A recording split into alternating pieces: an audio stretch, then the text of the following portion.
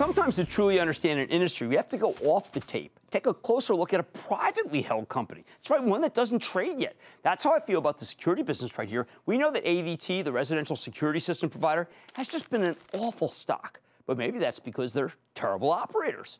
Which brings me to Protection One, a security company that was taken private back in 2010. At the time, Protection One was focused on the residential security business, and the company looked like it was facing years of declining sales. Fast forward to today, and Protection One has been able to double its revenue since going private. Without the distraction of having to hold shareholders' hands, this company has transformed itself. And I think if it decides to come public someday, maybe in the near future, the IPO would generate a lot of excitement. How did Protection One do it? Simple. Previously, the company was a pure play on residential security. But since going private, the company's moved into doing more and more commercial security, which now represents 30% of the business, 50% of the new sales. The economics of commercial security are just much better than the residential side. There's a lot more money to be made, especially when you start landing national accounts, like Protection One has done with Rite Aid. You know we like that stock. 4,600 stores, as well as Sears and Men's Warehouse. Just way more lucrative than going from individual to individual, trying to sell them a single security system to protect their home. So let's find out more about the company in the security space with Timothy Whall. He's the CEO of Protection One, a private company. Mr. Whall, welcome to Mad Money. Jim, great to be here. Thank you so much. Thank you very much. All right, Tim, let me understand this. The residential business, ADT told us, was a fabulous business, and then they've missed their numbers and missed their numbers. You mean to tell me that the commercial business is that much better than residential? Because I know your background. You've been in both. The resi business is lower market penetration, 20%, big bets on where that's going to go in the future.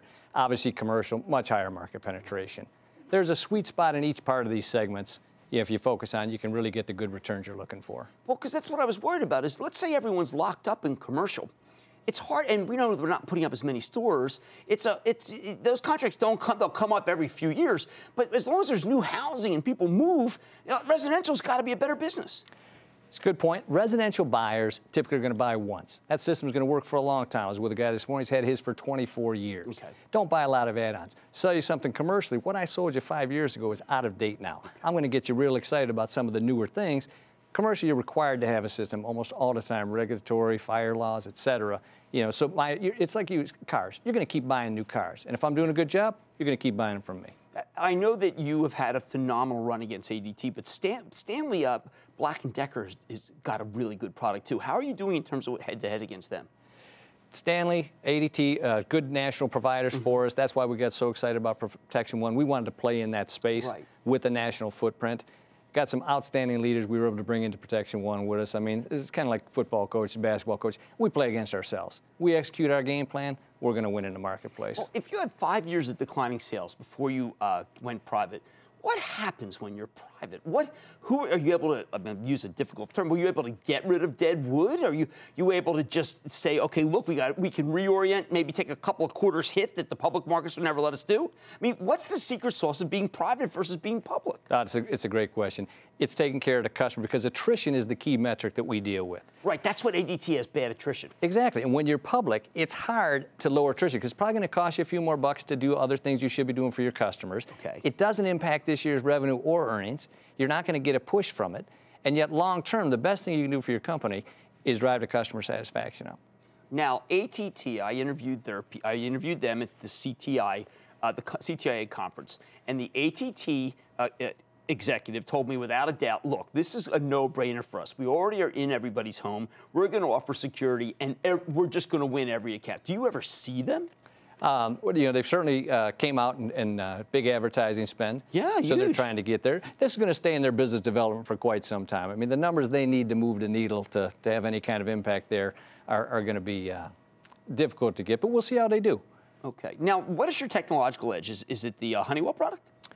In terms of what we use a wide variety of products out there. Technology is good in the core commercial. The national player is working for a service edge. The resi marketplace, you're looking at who I'm trying to bring with me.